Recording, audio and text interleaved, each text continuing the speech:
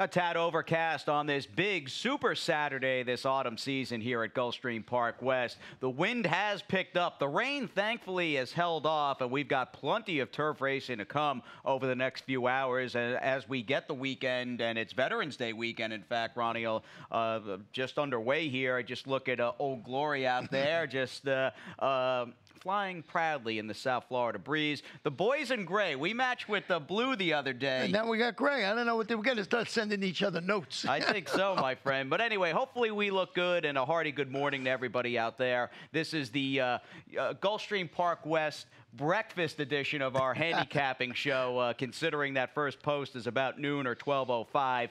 We do have to, though, Ronnie. It's basically a weekly rite of passage. We got to take a step back. What happened yesterday in the Stronach 5? Well, the Stronach 5 was awful tough, and no one hit it. So we're going to start next Friday with a $91,000 carryover. That was the whole pool with the takeout. So they will be back next week. That'll be added. So it's going to, last time it happened, was it 400,000 or something like that? So yeah. It skyrockets. So that'll be next Friday, and with all the different Stronach tracks that are running available in that Stronach 5. Right, you'd imagine GPW, Laurel Park, and a little Golden Gate Fields for good measure. Now, switching gears ever so slightly and moving forward to what's transpiring here on this Florida Sunshine Millions preview day, we do have two key carryovers, mainly, of course, the six-race start point in the Jackpot Rainbow Six, which might, and you had mentioned yesterday, Ronnie, that could be teetering around seven figures this afternoon. Do note, if you're a fan of the high five, I guess fives are kind of the order of the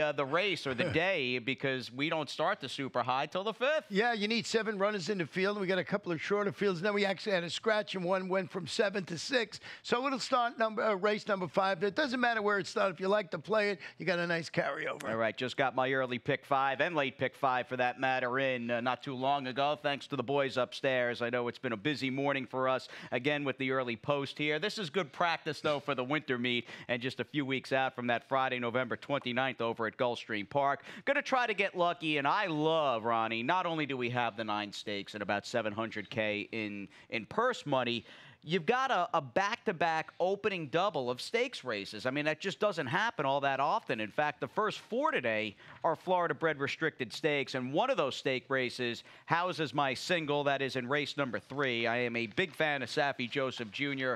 and, of course, Edgar Zayas, and they've got the big favorite there, the 7 Captain D, who I like quite a bit. I basically have coverage in the surrounding 4 legs, including a 3-horse spread in that second race. And I'd say going in, Ronnie, it's probably fair to say, because of her accomplishments, that Stormy Embrace is the big box office star on this card. She's not a single, though. I don't think she is anyway. I've got 3 in that second race. Yeah, I mean, I agree with you wholeheartedly there. Of course, if you're not aware, she had a win and you're into the Breeders' Cup. They decided not to go because of the logistics, and it would have been a tough race. So maybe this spot today. And Kathleen does a great job. Kathleen O'Connell, of course. So I would, I didn't put an early pick 5 together because I was paying attention to Rainbow Six. I would not have singled. Now I've got the rematch pair in the first race, the older horse rematch pair of the 3 Driven by Thunder, who's just been an outstanding claim, and the 7 Galleon Mast, who really is the bulldog of this division. He is just one tough old 6-year-old who's won 9 races. I also included perhaps a 3-year-old still on the improve and still very much developing in the form of the number 6 Timmy M. 3-6-7 to start, and we do begin with the $75,000 Millions Turf preview at a Iona 16th. We both picked the 7 Galleon Mast, who's got a nice little rivalry going with a few of these horses, mainly his arch rival, Driven by Thunder. And here they are last time out. They were 1-2, separated by a length and change, going back to a race at Gulfstream Park, first week of September, right around Labor Day. Now, Driven by Thunder, it seems to me, Ronnie, in the majority of his races this season, he tends to pull the trip that he wants because he's a speed horse, and he may try to wire this upcoming first race. In fact, he looks like he might be able to just get loose. Galleon Mast always seems like he leaves himself with a lot to do, but if he gets a good ride, he's capable of a very powerful close. Yeah, and he's the defending champ in the turf preview. He's making his local return to first start since finishing second to his current nemesis, Driven by Thunder, at a mile in the 16th. That was back on September 6th in that James H. Kyle, or the James Kyle, across town at Gulfstream Park West. David Forks Paco Lopez, I like the fact that Paco is going to be on board this afternoon. Well, Paco, I mean, I think one of the attributes that makes Paco such an elite rider is the fact that he just leaves his horses alone. And I say that because Galleon Mast is not an easy horse to ride. He's got a very short brush. You've got to time it perfectly and stay out of his way. Now, Driven by Thunder, again, on a day we have a number of outstanding claims running, including Liza Star, who we'll talk about in a second. He's paid dividends time and time again. It's not easy to claim off Todd Pletcher, but that's the case here. Now with Amador Sanchez and a horse I know you pulled the stat on. Yeah, I pulled the stat on. Winner last out on the turf. He's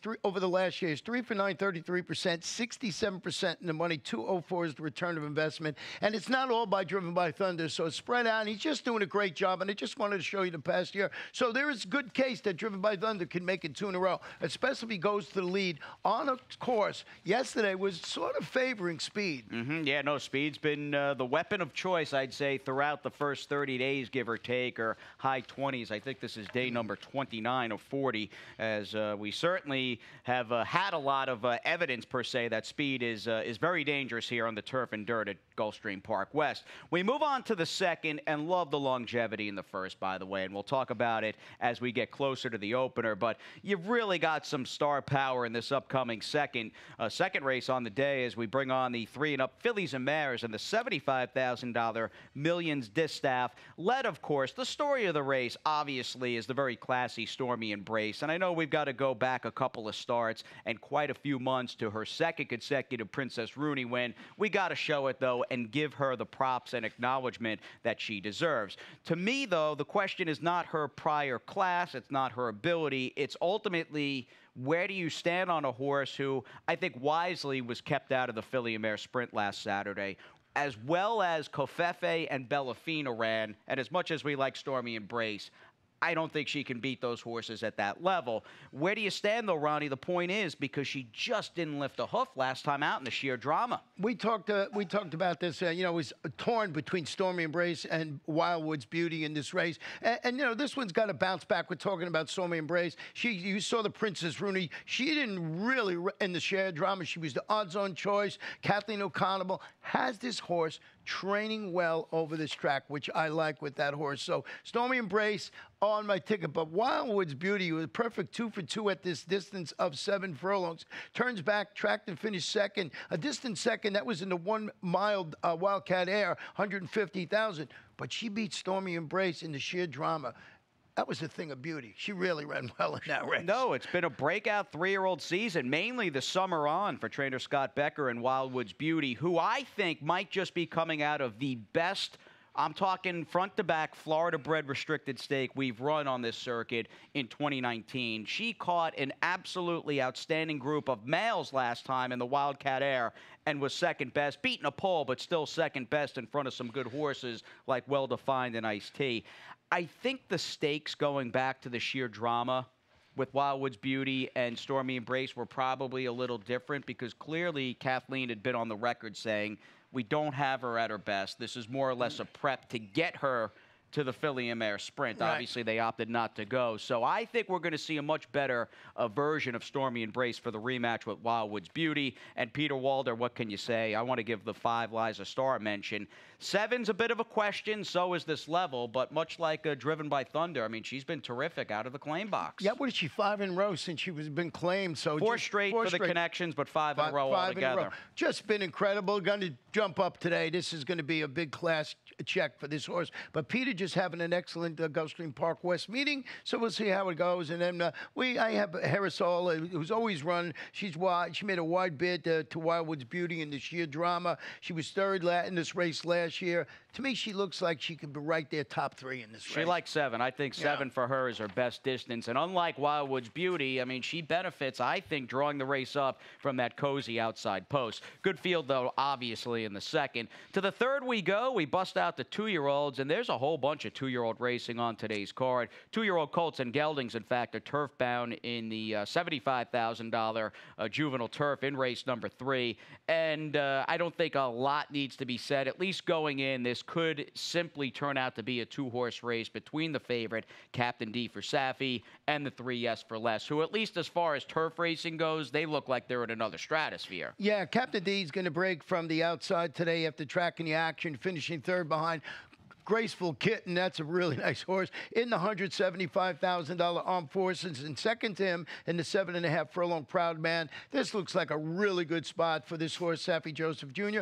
But you're right about Yes for Less. This one is stretching out to the mile. Back-to-back second place finishes going 7.5.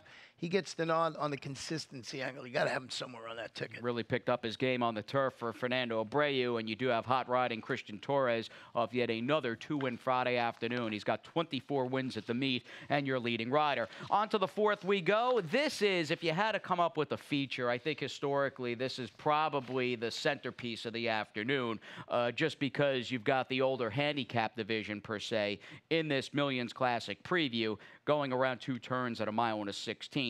Art G is back as the lone 3-year-old, trying some older horses. And it's funny, being by exchange rate, Milwaukee Brew Dam, I would think, well, turf's got to be it.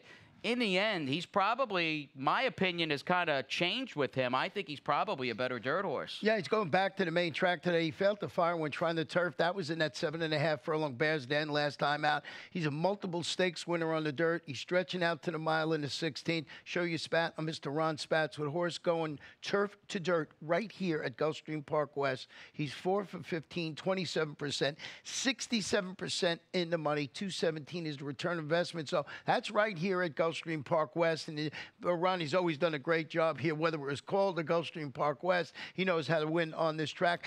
I was torn between this race. I didn't know whether to put Mr. Jordan, the defending champ, on top. He's never been beaten here. That's true. And as I tweeted out and caught up with him in his stall late Thursday afternoon, he was our Florida Bred Friday horse on Twitter. If anybody wants to sponsor that, give me a shout. I need a sponsor for that Florida Bred Friday on social media. I love that he's 5 for 5 here, and I normally don't really go for the old horse for course angle. I just think it's overused, and to me anyway, I don't think it's wholly accurate. However, there is something to be said that this horse has been at his best year after year here in Miami Gardens. What complicates things is he just has not looked like the Mr. Jordan of old, though, in his last couple. No, he really hasn't. So we're going to get the answer today if it is the race that helps carry him around. But you got to realize this horse is also a 5-time winner at the distance, 11 races. This is his distance. This is his track. Mr. Jordan, does he bounce back? I think you get that final answer today. You see if he's ready to step forward and change that current form and win this one here. Just a great story and a great angle there. And you use Richards, the great second, a distant second to Mr. Jordan in this race last year. He crushed the field of optional claimers. He did. I don't know what to do with Richard the Great. He's yet, much like Mr. Jordan, he's a bit of a wild card type runner in this race because he was obviously very good when Stanley Gold had him and then went off form, much like Mr. Jordan, had been off for a long time, comes back, can't be claimed away because they protected him, got bet, and just ran a fast race. I've always thought 1 turn mile 7/8 might be his best game, but he's run well around 2 turns in the past. Very curious to see how Richard the Great runs. I'll tell you, for what may turn out to be, or at least bet like a 3-horse affair between Richard the Great, Mr. Jordan, and Archie is back, it's a fascinating little puzzle and matchup between that trio. Yeah, and I mean, Mr. Jordan is absolutely the reasoning for that, just to see how he's going to run this afternoon. All right, 10K, 3-and-up Philly Mare Turf Claimers are up next. Race number 5, our first non-stakes race on the Saturday card. This is also, of course, the start of the Super High 5 today with that carryover of about $2,500. We'll go 7.5 furlongs, and I see you and I basically, for the most part, boxing up the same 3 horses, more or less. I'm going to take the number 7, Dervin, in this race for trainer Sarah Nagel, who just is so adept at just picking her spots. Had a nice win yesterday. Cut down your best bet and paid about $20. Yeah, paid about $20. In this course, Virginia bred, very interesting. Went up to Colonial, finished, hit the board in one of those 2 Virginia bred stakes up there, but defeated 12 5-claimers at Gulfstream during the summer, so certainly fits at this 10 level. But I did go with the Too Much About It, who's making her first start since reeling off back-to-back $10,000 turf victories, both here across town at Gulfstream Park and at Tampa, respectively. Saffie Joseph, he's good with this type of layoff. I think that horse is going to come run back well. And Dixie Princess, you know, I like the La Bay in second, who was scratched at it at number 6, so I bumped up to 3. Dixie Princess into second. All right, as we bump right into that first break, we'll take a little breather here on the show. Back at it with the Rainbow Six and that return to stakes competition.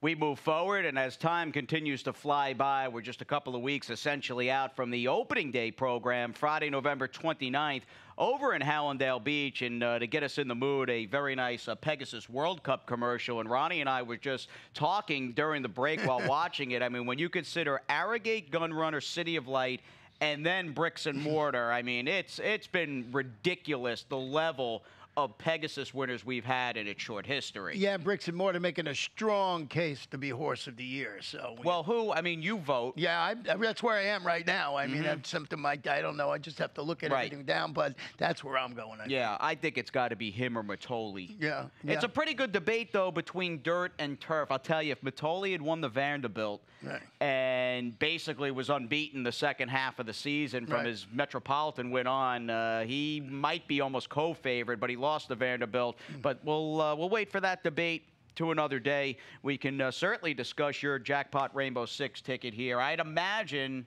do you have any singles here in the mix? Right in the beginning here, I'm going to single He Hate Me. I'm going to try and get it done early. And you see the rest of the progression as it goes down. I got 3 horses in every race. And He Hate Me, debuting locally. I like this horse. Was in the grade 3, DeFrancis at Laurel. You know, you're getting a good rider in Joe Bravo. I just thought this was a horse. So I'm looking for a single. And I'm going to start right there. And then you see the rest. I go down. You know, a lot of people in race 10 might be singling I, as seen on TV. Looks awful stuff in there. But I had to use Poe in there. And in the 11th race, I just went 3 deep with Wonder In, Canthero's Image, and I'm Cardinal. But it's all about He Hate Me in the first leg of the Rainbow Six. It was very classy. And not to say that this race is a layup by any stretch, but if there was one horse, maybe it's almost not a coin flip. If you were to ask me who's got the most to lose going into this race today and who should be favored, it's He Hate Me. Royal Squeeze is not far behind him, but clearly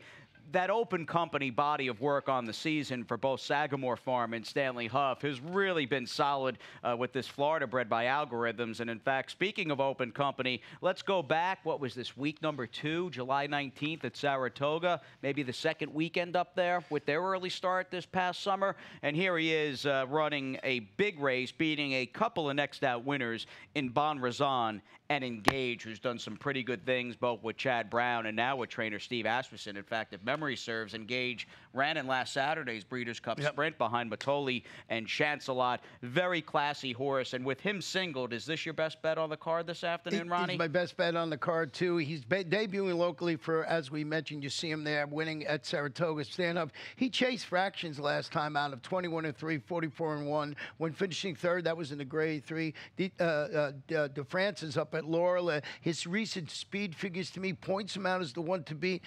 I just, you know, I can make a good case for Royal Squeeze, and of course Front Loaded, who I think has a shot in here. But I had to get that single, and I wanted to do it with this horse. And Front Loaded, by the way, has done some nice things. Now off the claim for trainer Rohan Crichton. They jumped in. We don't see all that, at least as far as the summer goes. No, you don't see many horses claim for $62,500. That is a nice chunk of dough, but Rohan saw fit, and he's going to try the big boys in Royal Squeeze and He Hate Me. What's the stat you got? Yeah, that's amazing to me that he jumped in for $62,000. Here's the stat. First after the claim with a 31 to 60-day break after that claim on the dirt. He's 3 for 14, 21%, 57% in the money, and a nice return of investment of $3.22. So Front Loaded, I thought has a shot in here. And, you know, I can't put down any other horse in this race. I say, oh, this one can't win. It's all about He Hate Me. It's just my single on my 8 ticket. All right, 7th race, late pick 5 begins. Our longest day of racing, not only the greatest and best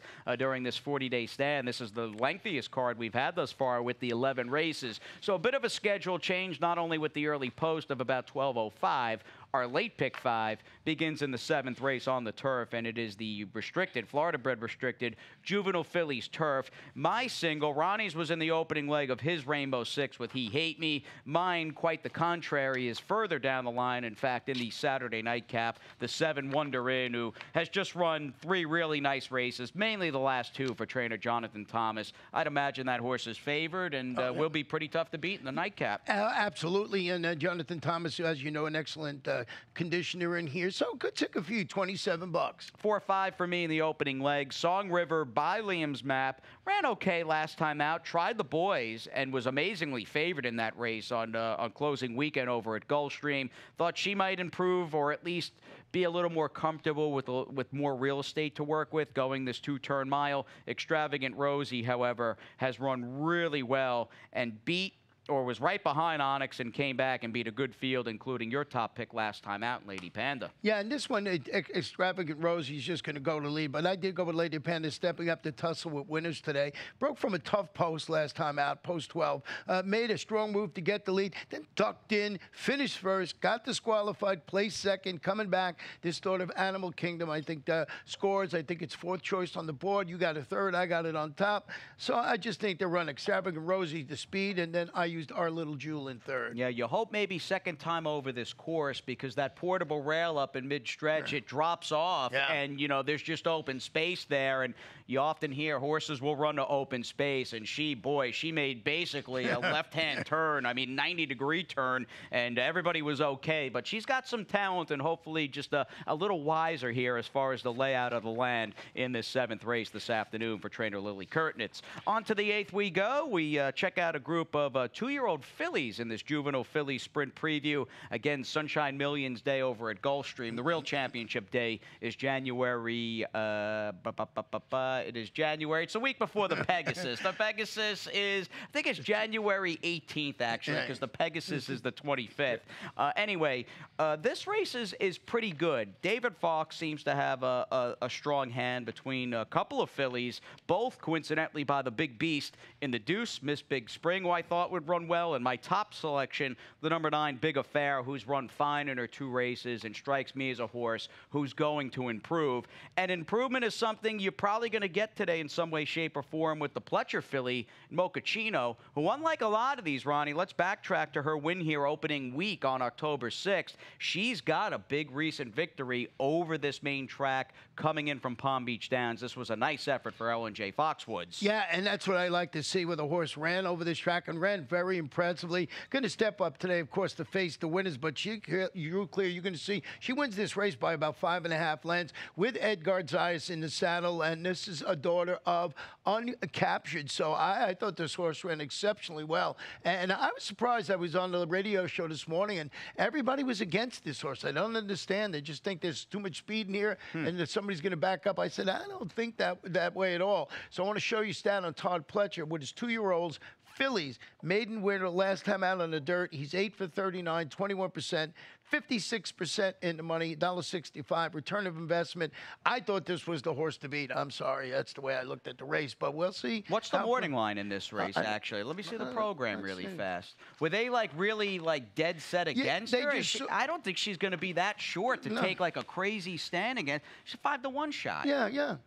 I don't know. They just said there's too much speed for that horse. I said, well, I like it on top. I can understand going with the 9, but for sure, I'm just putting it out there. I went with the 7, let's be honest, and CC Valentina in 3rd. And CC speaking, if you think this race will melt down, you've got Delta Hutch, Miss Big Spring, Mochaccino perhaps, and even the 9 Big Affair. I mean, it's a 2-year-old sprint on the dirt. Majority of your contenders, or at least major players, are probably going to have some big speed. She seems like the one, CC Valentina, that if this race does melt down, I mean, she's a real plotter. Yeah, that's the one I thought. You know, when they did it, it went with speed, who I thought, and then the closer was CC Valentina, who get up if everything else, you know, falls apart in the front end. All right, race 9 as we continue on. We're just on the cusp of hitting double digits here. We'll bring on the filly and mare turf preview at 7.5 furlongs. And this, from front to back, might be, in a way, like the classiest crew on the card. Certainly in numbers. I mean, that 4th race, the Millions Classic preview, was very good between Mr. Jordan and Richard the Great. But Daddy's Boo, so good out of town. Super Escape, so good. And a bunch of the locals, even like Bienville Street and Chilled Milk and Una Luna, have had good campaigns this season in 2019. Yeah, very consistent, the horses in this race, and we both did go with Daddy's Boo. He's cutting back just a tad to 7.5 furlongs, a couple of sharp outings going a mile in which he was beating the nose. That was those 80 optional claimers at Churchill, and then defeated the 50 optional claimers going 8 furlongs on the Arlington turf course. Larry Ravelli, Joe Bravo. Every time Larry Ravelli ships a horse into South Florida, you better pay attention. I like this one. You mentioned Super Escape. This one was in the Grade 2 Sands Point at Belmont. Classes up perfectly against these state-bred runners. Now, they both have speed. That's the one little concern I had. Obviously, Ronnie and I both are going with the traditional two-class fillies in the race, or the mare in Daddy's Boo, who was on the verge of turning 9 years old and is just a racehorse through and through. There is that little bit of concern, what if they both hook up and adversely affect one another on the engine? If that's the case, who can pick up the pieces? To me, and clearly you, Bienville Street might be the strongest finisher in the mix this afternoon. And she quietly, man, she's quietly has really stepped up her game over the last, say, 3 or 4 months. Yeah, she's turning back to her best distance. She finished 2nd. That was in the 70, the mile in the 16th, $75,000 Monroe, and 3rd in the $50,000 in the Breeze. 2 starts back. This horse, Paco Lopez, really consistent daughter of Street Boss. She's going to be there to pick up the pieces. You're absolutely right on the ticket. But I think they have to have their running shoes on to beat Daddy's Boo. I'm really thinking that horse is going to be a lot of people's single maybe in the Rainbow Stakes. So good when with no pedigree at all. By Sweet Return out of a Slugin Fizz Dam. Just my blue-collar type Florida bred, and she's just a real overachiever, and anxious to see how she does this afternoon with Jersey Joe, fresh off a win already 7 days ago. I was talking with my wife this morning. I said, I can't believe, you know, Breeders' Cup and Vino already a week ago. Yeah, time flies, especially when you're old like me. Yeah, well, I'm getting up there too, dude. I've already reached that over-the-hill point, getting close to 42. We move forward, and we're ever so close to our final stakes on the card. Race 10 will bring down the curtain as far as the stakes competition is concerned.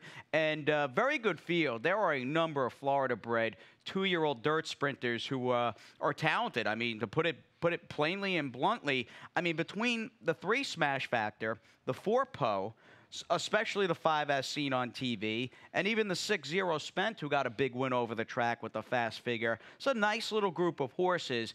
I'm going to stick with Poe. I'm going to stay loyal to him, Ronnie. He's a bit of a local boy here, and we'll ship over for trainer Stanley Gold from Gulfstream, and we'll check him out. He beat 3 horses. In fact, the top 4, the Superfecta runners, are coming out of this race back at GPW on October 20th. Loved everything about the win, and he didn't have a breather. It wasn't like this horse was able to stalk. He was essentially hung out to dry, vying 2 to 3 wide. Head-to-head, eye-to-eye, and kick clear for an impressive win. I'm hoping he's just a horse who, not that he was bad from the beginning, but he just seems to me, being Cookie Dough's little brother, he's getting better and better and better, and I think he's sitting on, thus far, at least as far as his 6th race is concerned, I think he's going to give you his best performance to date. That was a really nice performance you just showed there, but I did go with the 5 as seen on TV, who's debuting locally for Kelly Breen. Trainer Kelly Breen, after following his debut maiden victory, comes back, runs a good second-place finish. That was in the 6 furlong, $75,000 smoke glacken up at Monmouth. Paco Lopez in the saddle today. I use Poe on my ticket, and I also use Smash Factor on my ticket. You had liked Smash Factor. Yeah. I mean, he lost and got beat a good ways, and Chance it, I mean, just eviscerated that field in reality. But you felt as though he had talent and might run well for Michael Yates. Where do you stand with him? And I think he's going to like cutting back to just a one-turn traditional dirt sprint. Yeah, run 6.5 furlongs, by the way. That's the distance of this race after following his debut sprint victory. That's why I liked him. He set the pace, and he finished second to Chance it. He was way back, but it was the $400,000 mile in the 16th in reality. And Chance, nobody was beating Chance it. So the run second to him, then the turn back to a sprint distance. It's a major player this afternoon. Yeah, good matchup. Certainly between Poe, Smash Factor, and as seen on TV, they are the big three, make no mistake, heading in to that final stakes race. And the finale here comes up in race number 11. Now, this is kind of a new condition here, looking at the basically the short condition line. A Florida-bred optional claimer, and it's a conditioned optional claimer here. It'll go at 5 furlongs, and you've got clearly, I mean, on a day that there are a number of well-connected, pretty talented shippers, this isn't a stake, but the 7 Wonder In, as far as I'm concerned, has almost been putting forth stakes-level type efforts of late for trainer Jonathan Thomas out of town. Yeah, I'm going to turn back to 5 furlongs after dueling for the lead and finishing second, and the first level allowance going 5.5 up at our sister track Laurel. You mentioned Jonathan. He's got Edgar Zayas atop this son of Uncaptured. Canthara's Image, we both have in second. Breaks from the rail again. He vied for lead. He finished third behind that repeat winner, Frenchman Street, at this level and distance. Steve Glaceras, this is his game. Sprinting on the grass, and you got Jairo Rendon in the saddle. And Stephen Lilly, in fact, may have made a very good claim here yesterday, taking Yolanda's Pride out of the first race. She basically, it was a big field, maybe a 10-horse, 9-horse field at the smallest. I mean, turn that turf maiden claimer into a 1-horse affair, and I think your point is well taken there, Ronnie. You've got a very good operation sending out Cantharus's Image, and there's a lot of speed in this race with our horse I'm Cardinal towards the outside, the number 10, Go Gone Gone. That horse, Cantharus's Image, may get a good trip there from down inside. Yeah, he's going to sit a nice trip because I'm the Cardinal going back to 5 furlongs. That's that horse's distance, 9 races, 4 wins, but he's got to be mixing it up early to have his best chance. So it's going to be a lot of speed in here, and you would expect that with a 5 furlong turf race. And the turf course, we'll see how it plays. We've got a windy day this afternoon. It's very blustery out there. We'll see how the turf course plays, and by the race 11, you'll certainly know. Yeah, no, we'll keep tabs on that. I know our good buddy Jason Beam will as well. In the commercial break, he had texted me, said, dude, it's very windy over here. Basically, I think a crosswind. Let me see, and we'll certainly relay, because he's our man that is, well, got the window open. Crosswind from backstretch to home stretch. So, all right? Yep. I'm going to have you draw up a diagram of that, okay? Backstretch, okay, I got it. All right, good. All right. We'll see everybody, and hopefully all of you, about 10 minutes, give or take, before the first race. And speaking of Jason Beam, the other JB, as we say, he's standing by with those Saturday scratches and changes.